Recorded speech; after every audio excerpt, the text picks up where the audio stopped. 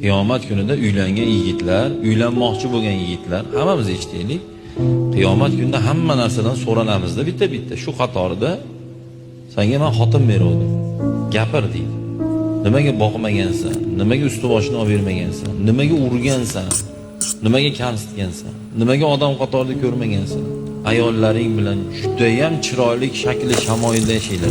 Xotinini umuman urish kerak bo'lmagan o'rinlarda xotiniga kerak bo'lsa jarohat yetkazadigan darajada zo'ravonlik qilayotgan bolani kim deb o'ylash mumkin? Xotiningizni o'rniga qizingizni qo'yib ko'ring.